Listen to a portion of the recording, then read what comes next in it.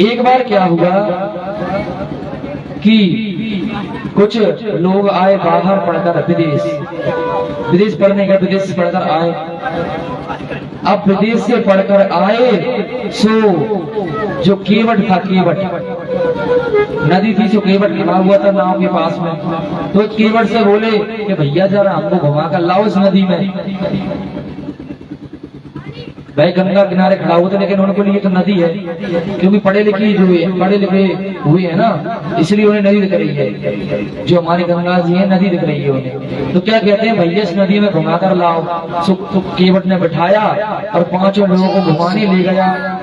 अब घुमाने ले गया सो क्या जो केवट था वह गीत गाने लगा।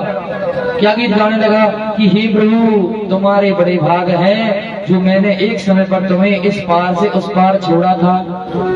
मेरे बड़े भाग हैं कि मैंने आपको इस पार से उस पार छोड़ा था। ऐसी वह गीत गा रहा था। सो इतने में एक बोला, देखो इन लोगों को कितने बड़े मूर्ख हैं। अरे विज्ञान कितना आगे चला गया, ये वही की वही है, इनमें बुद्धि नहीं आई। जो भारत के लोग हैं सब ऐसे ही है, कि गमार के गमार है, ऐसा मजाक उड़ाया। अच्छा भैया तुम मान लो खुद को जाओ जानते हो, तो एक बात बताओ। तो वो केवट बोला क्या? तो केवट से बोले कि ये बताओ जो लंदन है उसकी जनसंख्या कितनी है? केवट बोला हमें तो पता नहीं है, हम तो नहीं जानते। इतने में एक दूसरा बोला, अच्छा ये बताओ कि पूरे संसार में कितने देश हैं? कितने देश हैं पूरे संसार में? इस पृथ्वी पर कितने देश हैं? वह बोला हमें नहीं है। तो बोला तो आपको तुम्हारा जीना व्यर्थ है। अच्छा भैया ये बताओ कि सबसे महान वैज्ञानिक कौन हुए अंग्रेजों में? भैया हमें नहीं है पता।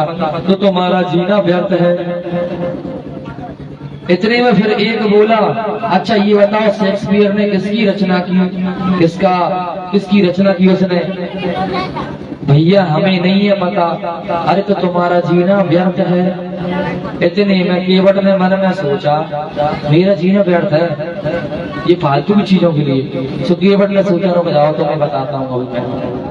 जब बीच गंगा जी किनारे ले गया और अपने कपड़े निकाल के सब मुड़ पे बांध कर बोला, क्यों भैया तैरना आता है क्या? वह बोला हमें नहीं आता। तो तुम्हारा जीना व्यर्थ है। तुम्हें तैरना नहीं आता तो तुम्हारा जीना व्यर्थ है। तो इससे हम ये सीखते हैं कि हम छोटी छोटी बातों पर दुखी हो जाते हैं। हम ये सोचते हैं अरे हमने जीवन लिया, ऐसा हो गया वैसा हो गया, और उस एक छोटी सी बात को दुखी रहकर, छोटी सी बात को हम सालों रोते रहते हैं, सालों दुखी रहते हैं छोटी सी बात को। लेकिन आप ये मत सोचिए कि अगर हमें एक चीज नहीं आती दूसरी आती है। भगवान ने हमें, मान लो हम 10 लोगों को खिला नहीं पा रहे तो कम से कम एक को खिला रहे हैं, इसमें समर्थ तो है ना। ये सोचिए, अच्छे कामों को सोचिए, बुराई के जो काम होते हैं उन्हें मत सोचिए।